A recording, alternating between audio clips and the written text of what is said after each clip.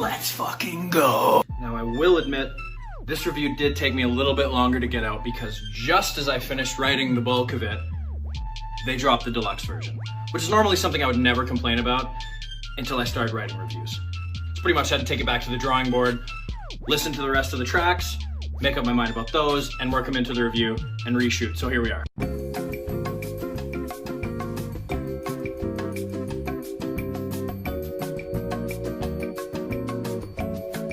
This album is honestly like 2017 Caleb's Wet Dream. Come to think of it, it's like half the planet from 17's Wet Dream. I don't think I need to introduce these guys at this point. PLUTO and Baby PLUTO, or Future and Lil Uzi Vert. They've been making massive waves that started in the mid-2010s, with Future's project Dirty Sprite 2 packed wall to wall with hit singles and syrupy bangers.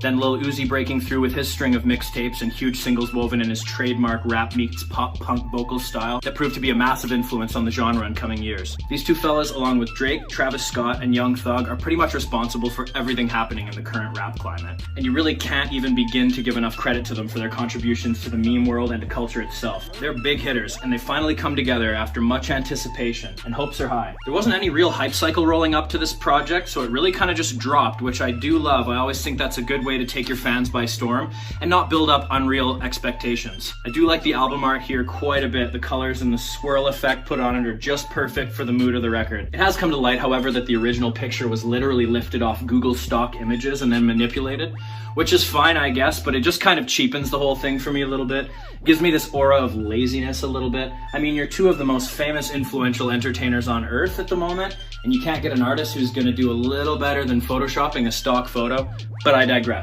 Let's get into the track by track. This review is brought to you by Monster Energy. Not because they sponsored me or anything, but it's coursing through my fucking bloodstream as we speak. Okay, the moment that we've been waiting years for. Let's get into this album. Uzi sounds great on this opening right away. He's definitely flexing a bit of his Playboy Cardi muscle here. And honestly, I think at this point, Uzi must be one of my favorite opening song artists. I mean, look at the songs 2, Shoota by Playboy Cardi, and even the song Baby PLUTO. This track is super catchy, and I do like the tone it sets for the record. I also like how much substance there is on this track. A lot of people might find it a little sleepy due to the fact that it's almost twice the length of the other tracks on this project, but I like the progression. I think it flows really nicely, and it gets me in the mood for the rest of the album. The beat's not really anything to write home about, but it does sound really polished and mature for two artists who have a history of really undercooking their tracks. This instrumental here jumps out immediately to me with the watery cascading mallet arpeggios and lumbering 808 just banging away underneath. The tones here are like just so rich to me too. It's like music ASMR. I love how the little arpeggio is kind of polyrhythmic to the beat, and it just kind of like trickles woozily between the hi-hats.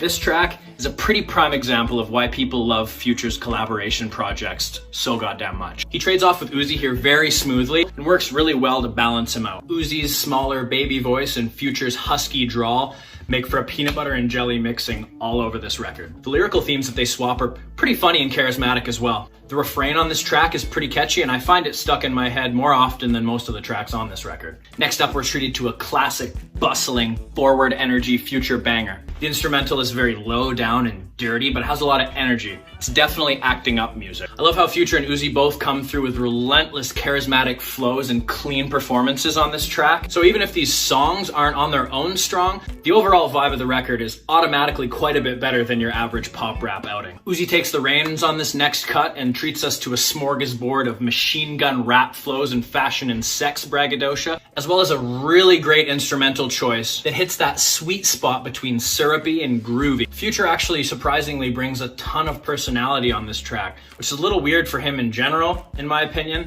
Really nice, smooth, guitar-driven instrumental. You know I'm a sucker for that. And Future takes this opportunity to wax poetic in his usual off-kilter, drugged-up sad boy fashion. However, I can't help but laugh at that one line where Uzi says, "Who else you know gonna hit it raw?" Like, as if that makes him special. It's like, dude, anybody. Is that like some sort of gift? Like, nah babe, I'll hit it raw, unlike other guys. I know it's hard to find a man like me. I'm a different breed, girl. I don't wear condoms.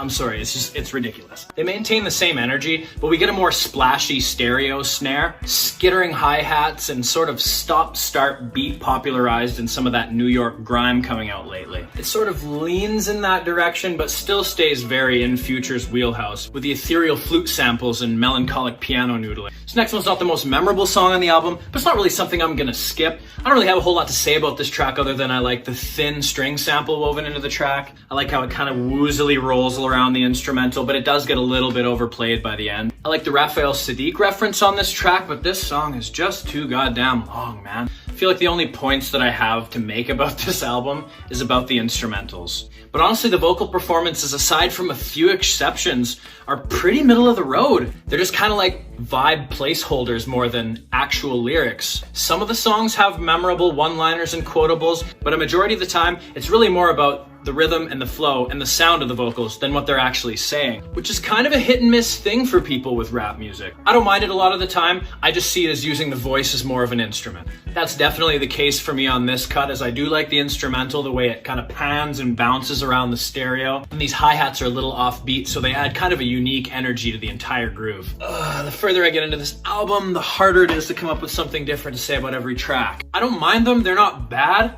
Most of them are even, I would say, good, but unfortunately they fall into that common trap of being a vibe, not a song. They're just underwritten, undercooked. There's nothing new and different about these cuts. I mean, they can play in the background and sound fine, but I'm never gonna toss them on in the car with the homies on the way to the club or anything like that. The instrumentals are all cohesive, I guess, and the project definitely has like a hive mind sound, but aesthetic isn't enough to coast on for a whole 24 songs. It wasn't even enough to coast on before they did the deluxe. Next up, we have a classic womanizer sad boy druggy jam from Future. This one is the first solo cut from the Codeine King, and honestly he might as well be the Melatonin King because he's putting me the fuck to sleep on this one. There's a couple of memorable lines, I guess, like the coolest thing you can do is squash the beef and then still send the hit, or it crushed her heart when she found out I crushed her friend. Classic Future. I like the moral overall of this song about not really trusting anybody, not really letting anyone get the upper hand on you, and watching your back.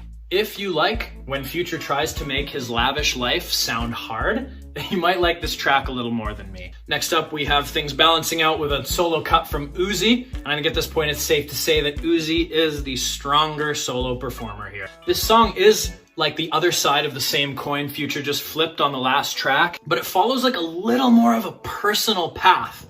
I think it's a lot better. Here's why. First off, Uzi just has more personality in his delivery, bottom line. Future sounds half dead half the time. Secondly, he doesn't have that hypocritical vibe that Future does where he talks about treating women like garbage and then being confused why he's always around garbage women. Uzi admits his flaws all over this song. He's pretty open about being a piece of shit, which I think goes a long way. Doesn't make you any better of a person, but at least you're being honest, and it's a lot more relatable. It feels more tangible of an experience and not just like a copy paste of lyrics from a 2013 Weeknd song. And lastly, the instrumental is just superior. It is actually one of the best instrumental cuts on the whole record in my opinion. Ugh, can I start skipping tracks if they're boring as hell? There's not even anything to talk about on this one. Okay. Future sounds kind of cool when he starts his verse, I guess. His delivery is a little bit unique and different than what it usually is, but within 20 seconds, he falls right back into the same warbly machine gun flow. Like literally 10 seconds of uniqueness, and it just fades right back into the pop rap fog. Also, I gotta say it. We've been making songs that sound exactly like this since 2015. Are we not bored yet?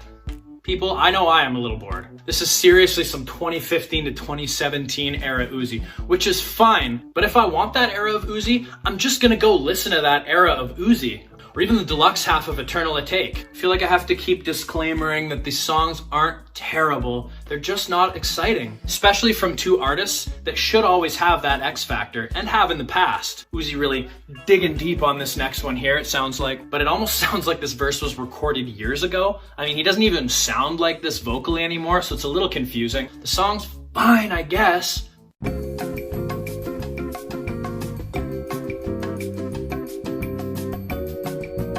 Okay, last track on the studio release. The beat's really trippy with these picked almost Spanish sounding acoustic guitar samples. Reminds me of the song Who You Foolin' off Gunna's Drip or Drown 2 from last year. Doesn't really feel like a moment of finality for the record or like a final cut. doesn't build to any sort of crescendo, it's just another song. And it kind of just solidifies the fact that this album, really more of a mixtape, doesn't really maintain any sort of flow. It's quite a mixed bag. Now, I'm not gonna do a track by track of the deluxe songs because this review is already ridiculously long as is. And also, I've said everything that I can really say about these cuts, so I'm just gonna brush over them quickly. 16 songs was already too much for the sound of this record. Now we just added 8 more. And it's actually really frustrating because most of these deluxe songs are worlds better than most of the songs that are on the actual album. So it blows my mind that you wouldn't scrap the shit tracks, take the deluxe cuts and put them into the regular record, cut it down to about 10 to 14 songs, and actually put out a quality tape. Instead, you get this bloated mess with a few high points and a whole lot of low points. I do like the bonus track, Paddock. I think it has a little bit of that X factor vocally that I've been missing on a lot of this record. Over My Head is kind of a meh track. And actually on the lower side of that, because Uzi's vocals, what's wrong with them here? They're mixed really weird. They sound all muddy or something. It's also weird how they chose to put 2 bonus tracks at the end of the record and then the other 4 at the beginning of the record. They really just don't give a fuck anymore about album flow. Tic Tac, the new opening cut on the deluxe record, is actually kind of a banger. Has a decent amount of energy and the beat sounds really dirty and low down and up to no good. Uzi really turned his swag on here vocally, and I think it's actually better than about 90% of the record. The song My Legacy had my attention initially with the stabbing thin synth strings that kind of are reminiscent of something in the world of 2000s grime rap, but as soon as that rattling trap groove and Future's lazy drawl comes in, it just fades right back into obscurity. Heart in Pieces actually has a couple of one-liners that stand out a little bit and a little more personality. Uzi has really clean, consistent flow that ends up being quite catchy for the chorus, but when Future enters, he's pretty much a non-entity here. He doesn't really contribute anything to the track. Why is the mixing so muddy and squelchy on Because of You? And I don't even mean in like a blown out sub bass kind of trap way. I mean like the 808's clipping. It sounds amateur. Could it be a unique track? Something to talk about? Bust Move has an awesome stuttering airy synth lead reminiscent of the Futsal Shuffle beat, which I like quite a bit. But again, like everything else unique here, it just gets beat into the same mold as absolutely everything else. Okay, last cut, official last cut, Baby Sasuke. Now, I've been shitting on this record, so I'm gonna try not to say anything negative about this last cut.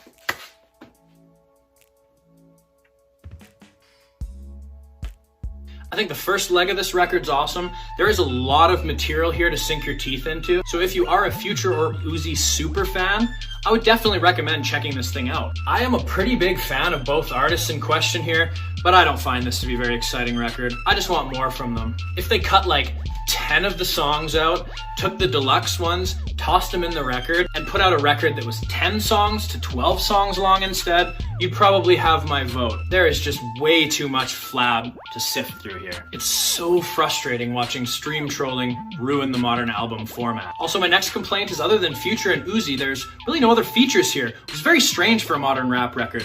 Generally, my complaint is that there's too many features and that the record label tries to shoehorn in popular artists just because they're a hot topic. But here I find it suffers for the opposite.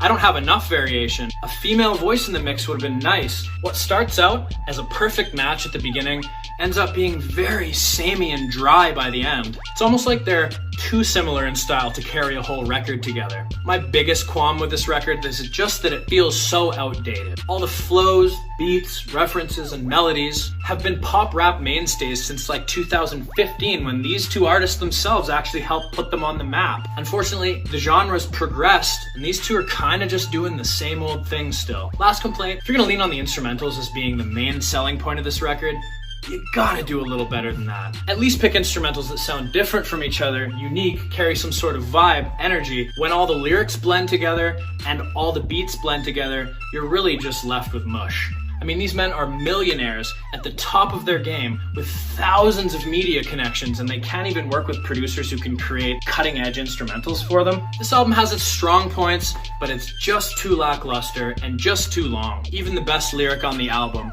"Made it squirt, late for church," isn't enough to save this pile of shit. I guess the only disclaimer here is that I only listened to this record 5 times, but that's a pretty normal amount of times to listen to the record before I make these reviews. Usually something will have grown on me by that point, and if it hasn't, it just won't. So that's not to say that a few more listens with this thing wouldn't improve the experience quite a bit, but honestly, 5 listens is a lot more time than the modern listener has. Most people won't even give the record the time of day for one spin, so you have to be more instantaneous than that, especially in an era of media oversaturation. I'm feeling a 2 out of 5 on this record.